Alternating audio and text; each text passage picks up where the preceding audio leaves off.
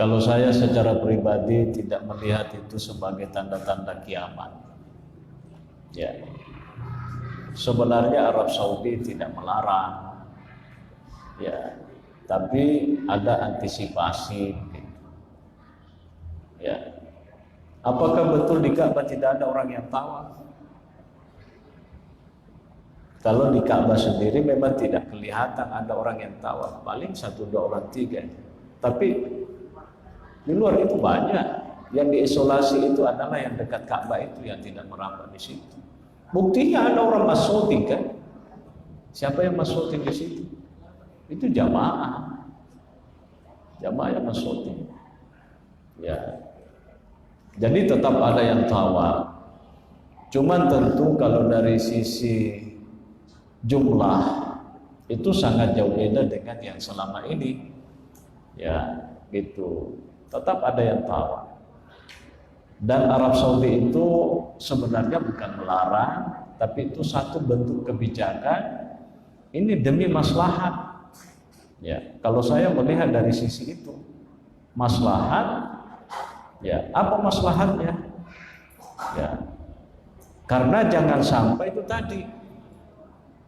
Ya, kita betul beribadah, ini beribadah, tapi jangan sampai justru itu tadi kan. Ya. Kita juga tidak apa namanya.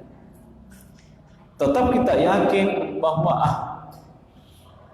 Allah itu Maha Kasih, Maha Penyayang. Ya. Tapi kan ada ikhtiar namanya itu tadi saya katakan untuk antisipasi itu. Dan mudah-mudahan tidak lama lagi ya akan dibuka seperti sebelum-sebelumnya. Ya, karena itu kebijakan itu kan tidak diberlakukan sampai bulan berapa, tapi itu diberlakukan sampai waktu yang tidak ditentukan. Jadi kalau kondisinya sudah kelihatan agak normal, ya pasti. Dan Masjidil Haram itu setiap waktu, setiap saat tetap ada azan di situ. Kita coba buka channel, ya di televisi kita itu kan ada itu. Ya, yang punya TV kabel atau parabola bisa dibuka channel Haram itu kan. Masjidil Haram itu 24 jam itu. Ya, dan kalau masuk waktu pasti azan. Ya, cuma memang diperketat.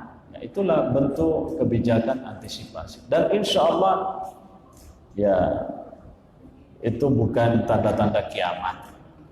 Ya, bukan tanda-tanda kiamat ya. Kalau tanda-tanda kiamat tidak ada kebijakan, bisa jadi orang tidak ada lagi datang ke situ tawaf. Ya, gitu kan. Karena banyak sekarang analisis. Ada juga yang sudah menganalisa jangan-jangan Raja Saudi sekarang itu raja terakhir gitu kan. Dan itu tanda-tanda kiamat lagi. Ya banyaklah orang itu ya. Masalah kiamat itu bukan urusan kita, tapi itu urusan Tuhan. Kita serahkan sepenuhnya kepada Allah. Yang kita harus yakini yang namanya kiamat itu pasti akan terjadi. Pasti akan terjadi yang kiamat. Ya, tapi kapan? Ya, itu prerogatifnya Allah. Tanda-tandanya banyak. Kalau orang bicara tentang tanda-tanda kiamat, sebelum Nabi SAW sudah banyak tanda-tanda kiamat yang terjadi. Pada masa Nabi Muhammad SAW juga sudah ada tanda-tanda kiamat yang terjadi. Sampai hari ini. Jadi ada juga orang itu mengira bahwa tanda-tanda kiamat itu baru yang terjadi itu sekarang.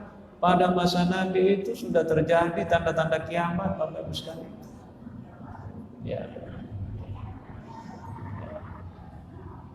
Jadi, jangan kita sibuk dengan itu. Yang jelas kita harus bertaubat, banyak beristighfar, banyak bersalawat kepada Nabi sebelum kiamat itu datang. Kalau kita mati itu sudah kiamat. Kiamat kecil namanya. Kalau kiamat besar dunia ini mau hancur itu pasti akan terjadi. Kapan? Itu urusan Allah Subhanahu wa taala. Ya. Kan banyak orang juga itu sibuk sekali, ya. Dia ceramahkan begini. Ya, itu nama gagal. Tapi mudah-mudahan artinya dengan begitu kita jadikan sebagai pelajaran, ya kan? Ya, tapi juga jangan kelewatan. Ada orang itu membatasi umur dunia ini sampai 1500 tahun misalnya. Lah, memangnya kamu yang mau urus Tuhan, mau ngatur Tuhan? Apakah Allah itu tidak mampu mempertahankan bumi ini setelah 1500 tahun? Ya kan? Ya, jangankan 1500 tahun, habis pengajian ini kalau Allah mengatakan bumi ini meledak, mati kita semuanya. Ya, itu prerogatifnya Allah Subhanahu wa taala. Ya, saya kira itu penjelasan. Terima kasih.